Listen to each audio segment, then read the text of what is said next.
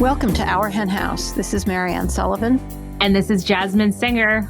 And on this week's show, Jasmine is going to be joined by Danielle Hanosh, who is the executive director of Blackberry Creek Sanctuary in California. And she is also one of the founders of the LEAP program, which is this amazing new program for kids who want to learn more about farmed animals and they want to develop their leadership skills. And they would prefer that nobody had to die in order for them to do those things. Think about that. Yeah, that's put very delicately, as always, Marianne. But we do discuss the LEAP program in depth, and it's very inspiring. And I got a lot out of this conversation with Danielle, and I know you will too. On this week's Flock bonus segment, I will be continuing my conversation with Danielle. So if you are a Flock member, you will get a link to the bonus segment in your email on the Tuesday after this podcast episode goes up, or you can find it on the Flock Facebook group. And if you're not a member of the Flock and you can afford it, you can join for $10 a month at ourhenhouse.org/donate. Also, if you are a Flock member, please join us for our Flock First Friday Zoom calls, which are once a month on the first Friday of the month. So one's coming up soon at 4 p.m. Eastern. And we have so many inspiring guests and a lot of really great conversations about activism, about animals, about life, about this, about that. So if you're a member of the Flock, check out the Flock Facebook group for updates or write to us at info@ourhenhouse.org. And if you want, you can set up one-to-one conversations with Jasmine. Yeah, do it. That'll be fun. So before we get to our interview today, I wanted to share that I went to Seneca Falls, New York this past weekend. And I went to the Women's Rights National Historical Museum. It's totally free because it's a national park. And it was just so inspiring. And Seneca Falls itself is kind of sad, but it's also interesting. By the way, if there's any fans of It's a Wonderful Life out there, the It's a Wonderful Life bridge is there in Seneca Falls. But more on brand is the Women's Rights National Historical Museum. And so I just wanted to say if anyone has any plans this summer to go to Farm Sanctuary in Watkins Glen, do yourself a favor and do a side trip to the Women's Rights National Historical Museum, because it is a place where you can learn about the incredible suffragettes who really changed the world, including Susan B. Anthony, who is buried in the cemetery that's right outside of my house, as is Frederick Douglass. I've spoken about that before. And I think I mentioned last week, I have this new tattoo that says failure is impossible. And she said that. So it was kind of cool to see that, like, all of the other incredible humans who worked at the same time in order to give women the right to vote. I am all for people taking a vacation in the Finger Lakes this summer. I think it's a great place to vacation. You know, as we try to move away from flying, or some of us do, thinking of great places to vacation that you can reach by car, hopefully an electric car. All right, I'm on my energy saving mode today. But the Finger Lakes are great. And just because Seneca Falls is a little bit the land that time forgot, they're beautiful, beautiful towns. So there's, many people are familiar with Watkins Glen, which is kind of, a little bit, it's a funny town, but it has Farm Sanctuary. So that's a huge, huge plus. Mm-hmm. And there's Skinny Atlas, which is so much fun to say, and Canandaigua, which is just booming. And so lots and lots of places to vacation. Yeah. Are you looking forward to your summer and to vacationing? I know you've been working so hard of late with all of your 12, 15, 32 jobs and your writing. You recently wrote a great Substack. Oh, thank you. Yeah, I do have my Substack for those of you who are interested. You can sign up for free. You can also choose to pay. Either one is fine. It's jasminesinger.substack.com. And interesting, you should bring that up, because my last Substack at the time we're recording this was about the meaning of the failure is impossible tattoo that I recently got. To me, there are some meanings that resonate in terms of the personal growth that I've been doing my best to do, as well as a second meaning relating, for me specifically, to my animal activism. Actually, maybe our listeners will be interested. So I have just pulled it up because it is difficult for me to articulate this. So I'm better at articulating things in writing. So this is a part of that newsletter. Failure is impossible to me has two very different meanings, which is what this piece is about. So just from the middle of it, failure is impossible, as in we must fight for what is just, no matter what is thrown at us. We must be firm in our resolve. We must keep going. This, I believe, is what Susan B. Anthony probably meant when she delivered these words. In the context of her speech, and given the fact that her life's work had not been realized, we mustn't give up feels a bit apt and a powerful way of passing the torch to the activists who followed. As an animal activist who exists in a world where, although veganism is more and more the norm, animals are still horrifically exploited, and that is considered completely normal and fine, I get it. I pretty much can't explain to you how hard I and other animal activists have to work to compartmentalize how we feel. Otherwise, we'd probably die of despair because animal oppression is literally everywhere. So we create coping mechanisms, mental separations between ideology and strategy. And then if we're lucky, we find and foster safe spaces with others who get it. That doesn't mean we think we're better than other people, but it does mean that even though there are tremendous joys that come with being vegan, there's also a lot of emotional labor required sometimes in that we have to witness the end results of animal cruelty everywhere we look, from restaurant menus to certain clothing at stores, to breeding animals used for sports, to animal testing for cosmetics. The list goes on. It is a tall ask for us to embrace this mindset that failure is impossible, but it's true. It has to be. Either that or the animals will continue to unnecessarily be harmed and killed for the pleasure and profit of humans, even though there are other ways. And the disenfranchised workers, mostly immigrants and people of color, will also continue to be exploited as they do the dirty work of killing individuals so that we don't have to. And that's really hard to think about. So I try not to. The thing that gets me through is that failure is impossible. That gives me focus, strength, courage, community, and purpose. So anyway, the article goes on to talk about a different take on failure is impossible, having to do with how when we're working on like personal growth, we don't have to look at our successes as just those kind of big bullet points that we might look at in generalities, but really even the efforts that we make can be seen as successes. Failure is impossible because success is in everything that we're doing. So I try and find the balance between these two things. And thank you for humoring me and letting me read that. But I wanted to contextualize why failure is impossible, something that Susan B. Anthony said relating to the suffragettes, the suffrage movement, is relating to me to animal activism. The way I think about it is sort of that it's not a statement of fact, because obviously, like failure is possible. But it's a statement of commitment. It's just like, I'm going to keep going until I'm successful. Like, it's just not going to happen. Right. Yeah. Yeah, exactly. So, speaking of relentless activists, speaking of people who are quite prolific, I wanted to bring attention to this Miyoko Shinner caption that she recently posted on her LinkedIn and her Instagram. We all love Miyoko. Who doesn't love Miyoko? She has single-handedly revolutionized veganism. And she says, "I'm sorry if I disappoint, but my company is not food tech. We are not alt protein. We make food. Simply put, we are the natural evolution of cheese making from animal milk to plant milk.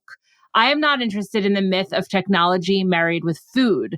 The truth is that chefs have understood that relationship for years. All food is rooted in science, but not science alone. The best foods bring with them artistry, craft, beauty, the human spirit that strives to bring people together around the table to celebrate, to share their hardships and woes, to share what it means to be human. It is not the technology or the product that is going to save this planet or mankind, but the spirit with which we create what we create and how we can envision a future food system that will bridge humanity, save the ecosystem, and truly transform how we view the other creatures with whom we share this planet, either as food and commodities or otherwise disposable objects whose living quarters, forests, oceans, ecosystems can be destroyed so that we can gain, or as residents of Mother Earth, as precious and valuable as we see ourselves. I don't want to perpetuate the myth that protein is the almighty nutrient. It's not. I don't want to perpetuate the myth that it is technology that will save the day. It's not. The fact is simple. We humans must evolve. We must do the hard work to become better versions of ourselves. I make food, perhaps new forms, but still from what grows from the ground. I want to bring people around the table to further our cause of bringing more people around the table. I love her so much. Yeah, no, she's the best. And it's really true. Like food tech is great, but ultimately what we're talking about is food, it's not tech. And that's what we're serving to each other. And that's what we're enjoying when we sit down to eat. And that's what we should be calling it. Sometimes we get so caught up in the, I don't know, all the science about it that we forget its real meaning. And, its meaning is both personal and deliciousness and saving the world. She's the best. I realized that you asked me a question before that I didn't answer because I got sidetracked with the failure is impossible thing, but you asked me about whether I'm looking forward to the summer. And I just want to say I am. And in fact, it's wedding season and I'm going to 2 weddings and they're both vegan and they're both queer. I'm so excited. I get to go to the kind of weddings that I'm excited to go to. And I'm even traveling for one of them. And I'm going to LA at some point, even though I'm scared of COVID. So speaking of Instagram and food, Miyoko, I plan on partaking in lots of not necessarily tech food or protein food, but just food. Because at the end of the day, that's what we're trying to do is get people to eat food, just good food. That's all it is, really. It is funny how we have to contextualize everything and talk about it as if it's like science, and that kind of creeps people out. It's just food. That's all we're talking about. And I plan on partaking in it all summer long. Yeah, no, food is one of the happy places in life, isn't it? Especially when it's not made up of dead animals. Yeah, I'm looking forward to the summer too. It's been a while up here in Rochester. It's a long winter and all of a sudden it's getting warm, and I hope it's beautiful where you are. And I hope we all get through this summer without too many climate disasters happening. And I can't seem to get off the dark side. Right. You are. It is 80 degrees today as we're recording this. So I think that we're pretty much there, or at least right now we are. And next weekend is when the Lilac Festival starts in Rochester. So that's the whole month of May, and it's right outside of my house. So I'm very excited about just taking in the outside and the beautiful blooms and all of that. It's a good exercise in staying in the moment, which I'm trying and generally failing, but still trying to do. And since failure is impossible, I'm succeeding. You have recently succeeded at putting together an incredible animal law podcast episode. So I was hoping that you would talk about it a little bit so that our listeners for our hen house can learn what they have missed if they haven't yet tuned in to the latest episode. Yeah, of course. Yeah, it's a great episode. It may be part of what's getting me down, if something is, because it is about food in a horrible, dreadful kind of way. My guests were Kelsey Elberly, who used to be with ALDF, and she's been on the podcast before, but now she is with the Harvard Law and Animal Policy Program. And also Dina Jones, who's with Animal Welfare Institute, and they're talking about this case, Animal Welfare Institute versus Vilsack, and it's about chicken slaughter. So it's pretty distressing. And as we all know, chickens are not covered by the Humane Slaughter Act. So you would think that there are no laws that refer to the welfare of the chickens as they're being slaughtered. And that is one point of view. But there are other points of view, too. And they talk about the Poultry Products Inspection Act and whether it can, be used in some ways to somewhat diminish the unbelievable suffering that goes on during chicken slaughter. And so it's a tough subject, but it's a fascinating interview and a really, really great case. And I think this case has legs. So you probably want to give a listen if that's this kind of thing. If chicken slaughter is the kind of thing you're interested in, which, that's what we're all interested in. Well, I'm sorry that you're struggling, but despite the struggle, you do manage to put a lot of focus on how we can create new ways of being. And so everyone always loves the Animal Law podcast, me at the top of that list and the front of that line. So I love this interview, and I appreciate the fact that you continue to produce the Animal Law podcast in a way that is also accessible to non-lawyers like myself. So hands up if you're a non-lawyer and you want to hear this. By the way, before we go, there has been some coverage that I feel has been on the positive side. So since you're feeling down, maybe this will cheer you up.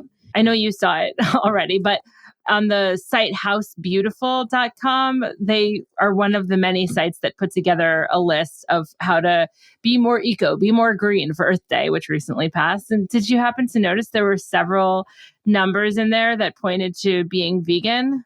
Yes, I did. Yeah, no, I was the one who was reading this, and here I am reading along, and I noticed that it took 11 tips to get there. But number 12 is stock your kitchen with healthy plant-based foods. And I thought, oh, that's cool.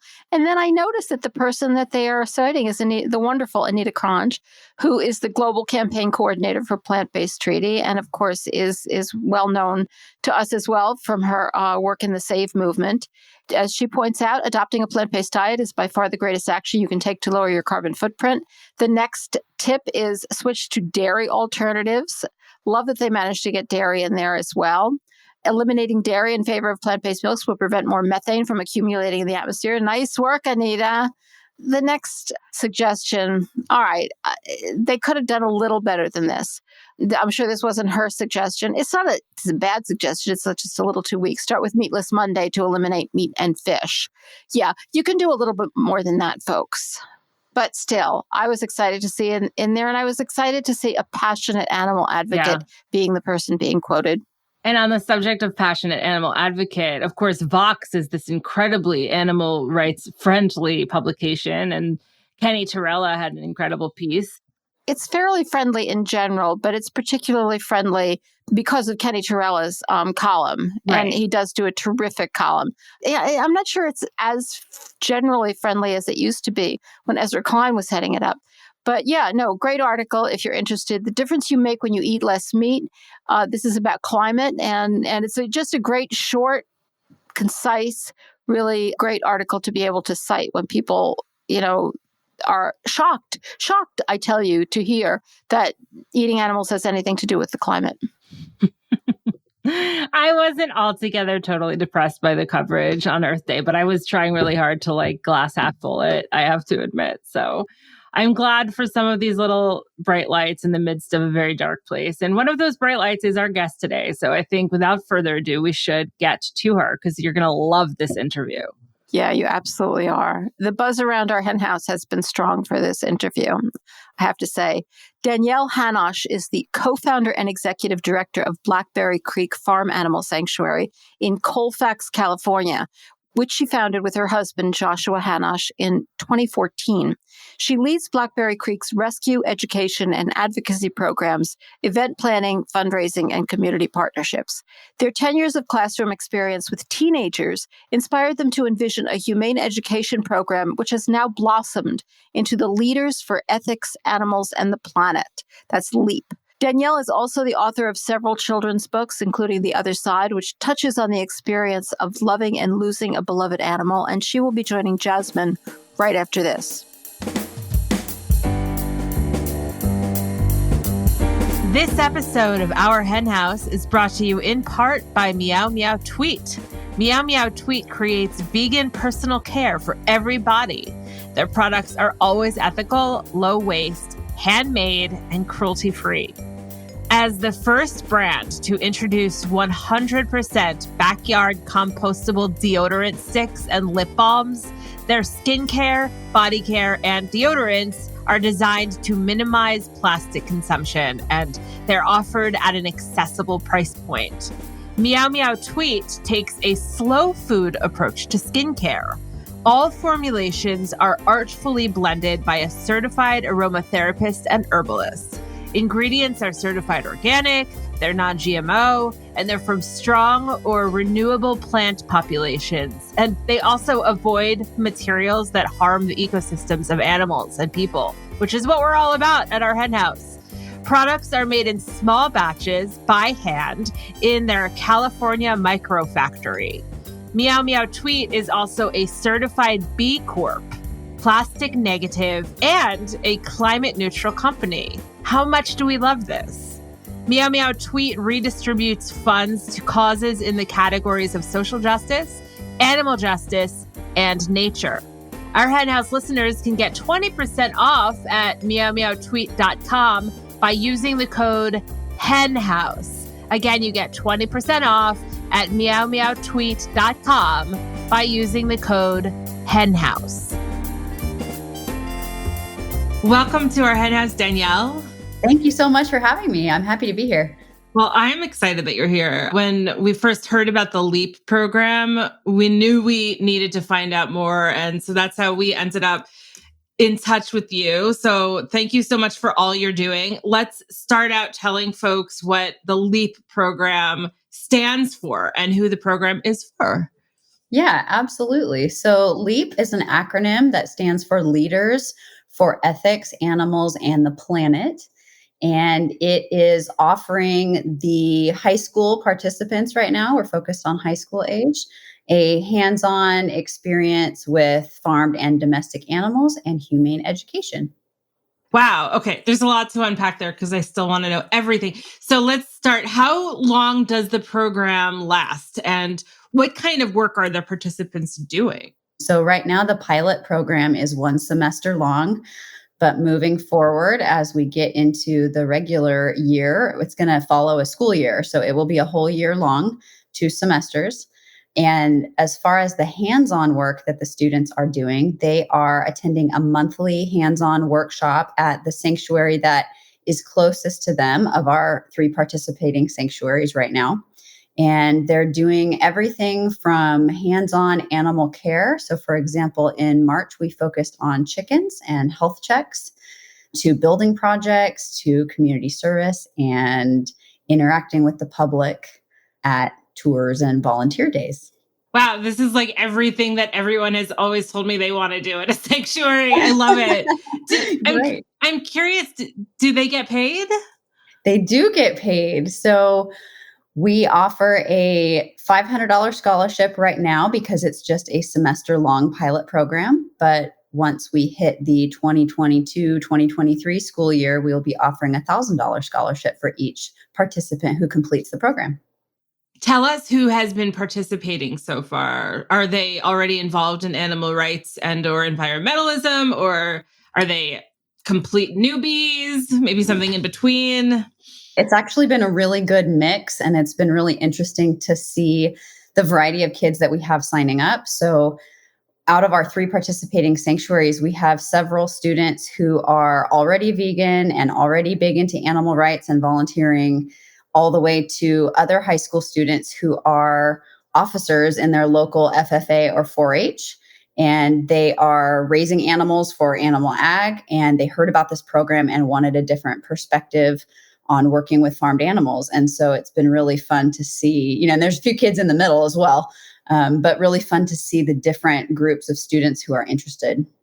Yeah, 4-H definitely gives us a knee-jerk reaction. I'm sure it does for you too. So let's dig into that a little bit more. How does this compare to 4-H? I mean, obviously they don't have to send the animal to slaughter at the end, but what is like the full picture of difference between LEAP and 4-H? We do tend to have that knee-jerk reaction, and we've worked with some 4-H students in the past. And I think that there's a lot of good qualities about those programs that we as animal advocates tend to overlook, like the leadership training that they get, the public speaking training, and really the animal care. A lot of 4-H students are trained to take good care of the animals while they're in their care. They just then, of course, send them away to slaughter at the end. And so that is the most major difference, is not only how we try to show the students that there's another way, there's another system besides the traditional animal agriculture system as far as a way to interact with farmed animals and to care for them, but just giving them the opportunity to see the connection between things like animal agriculture and climate change and the other problems that arise from that has been one of the major differences, and just letting them make their own conclusions about that after working in a sanctuary setting. And correct me if I'm wrong, but this whole idea came about originally because of a student who didn't want to slaughter the animal they had raised, didn't it? Can you tell us about that story and like how one thing led to another? Sure. So here at the sanctuary that I run, Blackberry Creek, we had a student write us a letter a few years ago It was back in, let me think, 2017 in the spring. Her name was Adori, and Adori was a freshman in high school down in Orange County, down near LA, and was put in a FFA class at her high school as an elective. She didn't choose it. She kind of ended up in it, but she got excited when she found out they got to work with animals, and she was getting a pig and she was thrilled about it. And she really had no idea about the end of the program and what would happen. And as she progressed through the class it was a whole school year, she began to realize what she was in for. And she had really bonded with her pig, Sebastian. And so she had reached out to a variety of sanctuaries. And that's when we got her letter, and she wanted to somehow save Sebastian from slaughter. The problem was that because she was in a school run FFA class, the school technically owned Sebastian. So different 4-H and FFA programs work differently in that regard. But she had to raise the money to actually buy him from the school. Oh, wow. We don't buy animals, obviously, here as a sanctuary for various reasons. But we did guide her in how to set up a GoFundMe page, and we did help her with like who to send it to and how to advertise. And she raised the money to save Sebastian in 24 hours. So Wow. it was amazing. It was, she told a very compelling story. So we offered to do the transport and to come down, and she actually wanted to take him to fair because she had worked to train him so hard, which was something that we later learned, was actually fairly dangerous, because if he would have won, he would have become property of the fair, which none of us knew at the time. Luckily, he did not win. So we drove down to Orange County. We got to spend some time with Adori and her mom, Shalise, and they actually came and visited Sebastian that next summer, and they're going to come again this summer. And that's the original animal who inspired the program. Wow. That is so cool. I love the community component of that, just like supporting her with the GoFundMe and everything. I think that's really inspiring to people who are probably listening to this and maybe want to lend their skill to some campaign or something. There is a place for everyone. And that is a really beautiful ending. I'm glad that he lost. I'm glad he's a loser. Oh, man. Me too. Yeah. My husband actually made a short documentary film about it that's on YouTube, if anybody's interested in seeing Adori and Sebastian. And it's called Adori's Courage. And it's a short, like 15-minute film about that whole story and what happened, and some interviews with some other FFA students we met there who wish they had known about that other option. Okay. We'll link to it in the show notes for this episode too, because I definitely want to see that. So this program is not just hands-on animal care. There is also a strong educational component. Can you tell us about that? So I was a former classroom educator. I taught middle school for 10 years, and I really knew that we needed to have a solid curriculum going forward. The hands-on animal care part is great, but it can't be the only part of the program. And so we have been working with a variety of different existing curriculums and creating our own. There's myself and another educator who are part of the founding committee of LEAP leaders. And so right now the kids are coming to a once a month evening virtual class. Since we only have 3 sanctuaries, we're actually able to all get on there live right now, which is really fun. So the kids can meet each other from different parts of California. And we are talking about things like the emotional intelligence of farmed animals. We're talking about climate change. We're talking about animal agriculture in all of its forms, the human rights aspects that go along with that. So there's a lot to cover, and we're just starting to dip our toes in getting that whole curriculum ready. Right now we have our semester's worth, and we're continuing to develop it for the year. That's so cool. I also saw that one of the goals of the program is to culminate in a community-based program. What are your ideas for that? So we have a few different ideas for that. And I think it's going to largely depend on each sanctuary and what their needs are in their community. Some of the things that the kids have expressed interest in doing are starting things like community gardens, because a lot of students who participate in traditional animal agriculture programs, they really love the idea of feeding the world and helping to end hunger. And we think that this is a great way for them to learn about the ways that promoting plant-based eating actually creates less food scarcity and for the world in general. And on a local level, creating community gardens and food pantry programs that can help families that need assistance. So that's something that we've been talking a lot about. That's just one of the examples. Wow. Okay, that's super cool. I love the hands-on. And I see that you have tried to design this to hit a lot of personal development outcomes for these students. Can you tell us what they get out of it that will help them in life in addition to a part-time job? So the leadership component is really big for us, and that's actually why it's in the title. We have leaders as the L in LEAP, and we want these students. Not all of them will be interested so much in the animal rights component. Some of them might be, and some of them might be interested in the veterinary component, and they like the animal care and they want to participate in ways to make veterinary medicine more accessible to these traditionally farmed animals. Some of them will want to go more into climate change and figuring out solutions for that as they move forward. A lot of the generation that's in high school right now is very much focused on climate solutions and sustainable farming, which in this case, needs to move away from animal agriculture in general as a whole.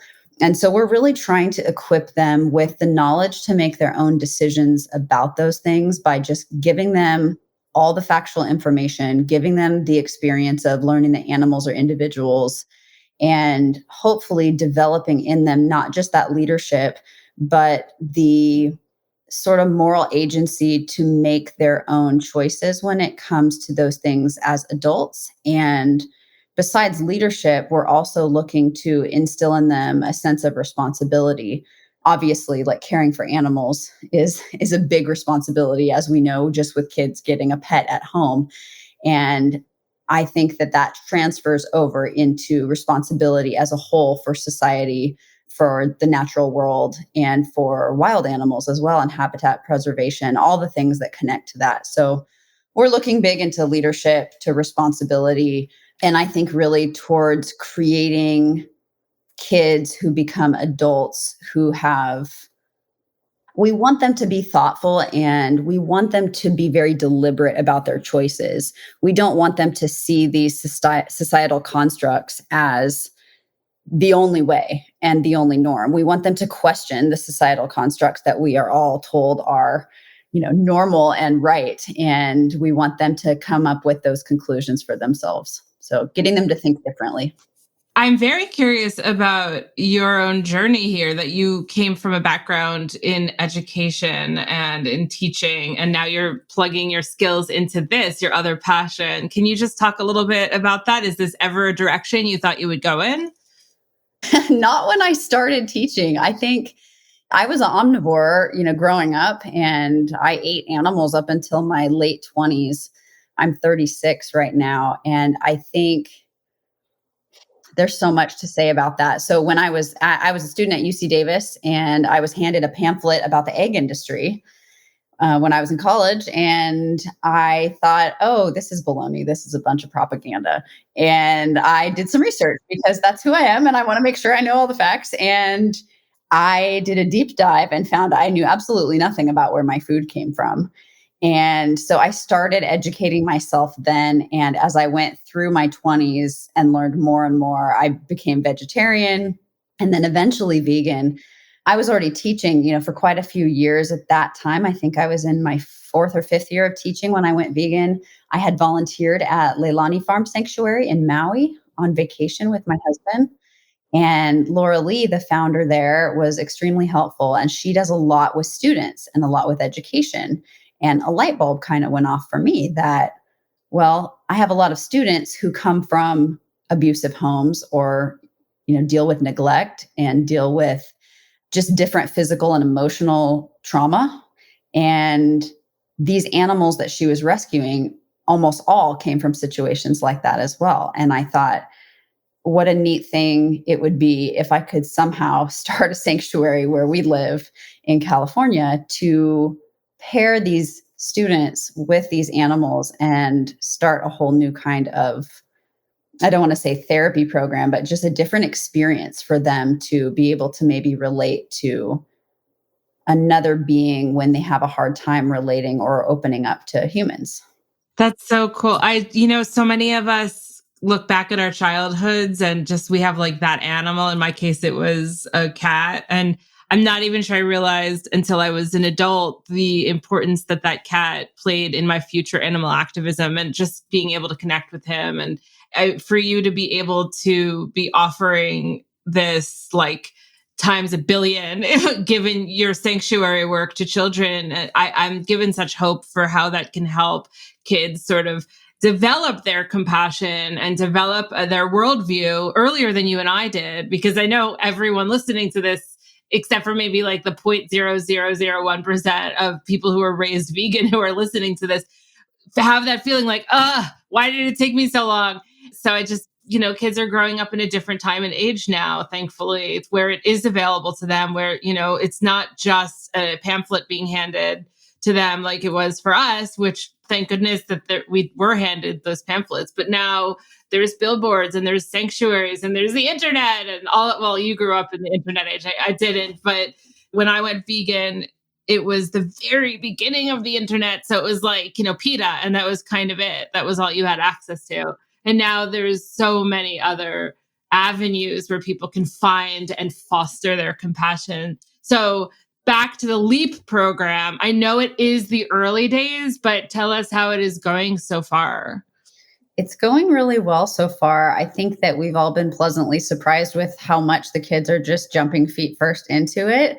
We weren't sure, the aspect of the hands-on animal care can be hard for some students who have never grown up around animals because it's dirty and it's smelly and they're out shoveling poop and doing health checks and things that aren't always glamorous. But they have been doing a really great job with showing up. They've been very responsible and coming. They do some volunteer hours with us during the month as well.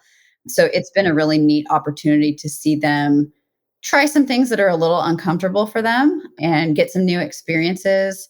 One thing I've also really enjoyed seeing is our veterinarian working with them. So we've invited the students out a few times, not necessarily on their day when they're doing their hands-on workshop, but if we are having our large animal vet come out, she comes to us, of course, to do a procedure. It's been great to have the kids come out and watch because it's a hands-on learning experience for them. She talks about what she's doing as she's doing it, and they've gotten to see some really neat things so far. Not all of them want to become veterinarians, but for those of them that do, it's a really neat experience for them.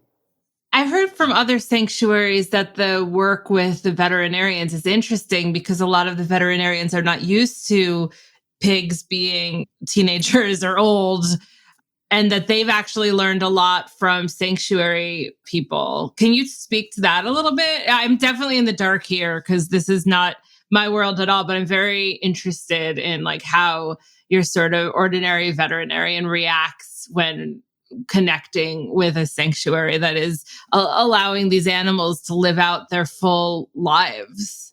Absolutely. That's something that we have been both pleasantly and unpleasantly surprised with at times is just the different mindsets of the veterinarians and their backgrounds. We are super lucky to have had one large animal veterinarian become one of our closest friends, and another one who just came on board this last year. And they're both extremely open to working with sanctuaries and just very open-minded about what they will do for these animals and learning. Because like you said, they don't have a lot of experience, for example, with pigs, working on pigs who are older than 6 months old in general. But when they're slaughtered for breeding sows, it's a few years. We have had not the best experiences with some of our hospitals around the area. And that has been a point of learning for us, a growth area that we are trying to really advocate and push for a different mindset when it comes to treating sanctuary animals, because some of the university hospitals around have a very different definition of animal welfare and quality of life than sanctuaries do, because they are trained and educated to get the animals they work with healthy enough to go back to the farm, to go to slaughter. and thinking about them living with conditions like arthritis, which big pigs get, when they grow to 700-800 pounds. It's very unexplored in the world of medicine. They don't really have a lot of information because they really haven't been seeing those types of patients for a long time. And so we have been working on some cases, in fact, one with our pig Cromwell, who we've actually taken to Indiana. He's at Purdue University right now because they are very open to learning and treating sanctuary animals with the same level of care and respect as dogs and cats.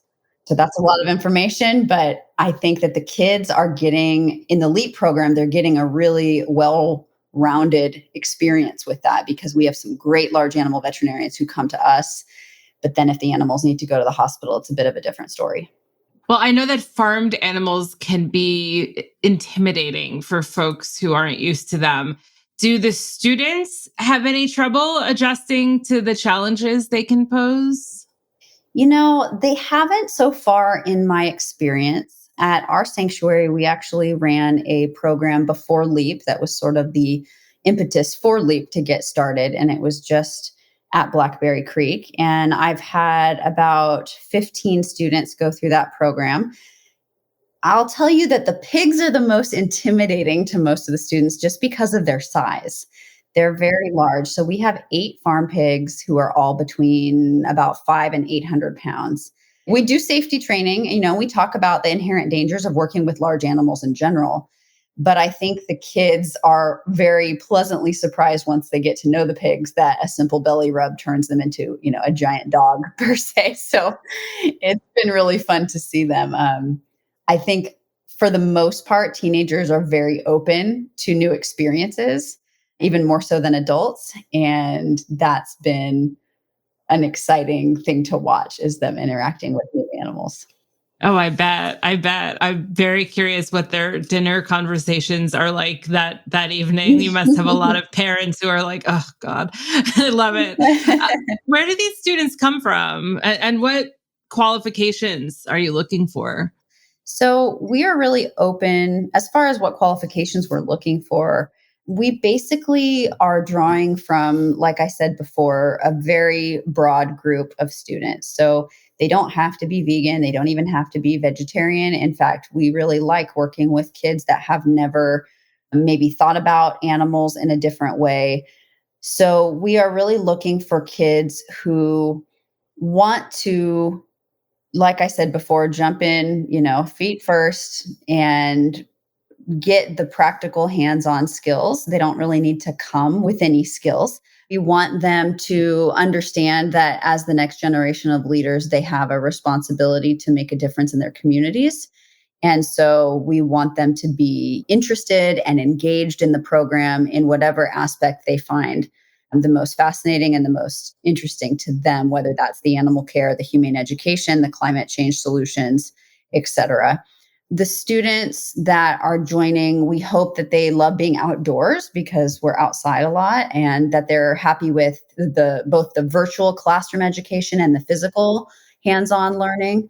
We want them to get involved, to become part of our sanctuary communities, to connect with those animals. And then, of course, they have to have some practical qualifications. They need to be available as far as when our programs are running. They do have some options when to attend their volunteer hours and things. They need to have reliable transportation. Some of the kids can't drive yet. And so it is imperative that the parents commit to bringing them out to the sanctuary a couple of times a month. And for right now, they have to live in Northern California just because that's where the participating sanctuaries are. But we hope to expand that soon. Are you hoping that this is a model that will spread to other sanctuaries? Is that what I'm picking up? Yeah, absolutely. We actually have been having some discussions about that and some meetings. We are going to be forming LEAP into its own nonprofit because that way it Great. will have the potential to reach many more students and inadvertently many more parents. You mentioned the dinner time conversation, and 2 of the students that I have actually were former students of mine when they were in 7th grade, and that's how they came to learn about the program. It's also a lot of word of mouth, and we advertise at local schools and in local fairs, where the kids are doing FFA and 4-H. But these two girls are twins, Leah and Kendall, and they actually went vegan after seeing a couple of documentaries a few years ago. And their parents are not vegan, but they're very open to it. And the girls have decided to start cooking dinner every night because they know if they cook dinner, their parents will eat it. I And so love they've, them. That yes, is so cool. it's really cool. So we're seeing changes, all the way up into the family and sparking some really good conversations. So you've talked a bit about Blackberry Creek Farm Sanctuary, but I'd love to hear a little bit more about it. So can you just tell us where you are and who lives there? So we are in Northern California. We're about halfway between Sacramento and Tahoe, if people are familiar with that area. We're in a tiny little railroad town called Colfax. And we have right now about 85 rescued animals on our property. We are lucky enough to be able to use our board member's property as well here. She's about 20 minutes away to graze our large animals. So we have cows and they get to go to what we call cow camp every year. So they go over to our board member's house and have about 20 acres of grass to graze for a few months over there. Besides the cows, we do have llamas. We have the big pigs. We don't have any potbellies, but we've got the big guys. We have chickens, turkeys, sheep, goats, ducks, geese, a guinea fowl, 2 dogs, 2 cats, and 2 mini donkeys and a tortoise. And I think that that's all.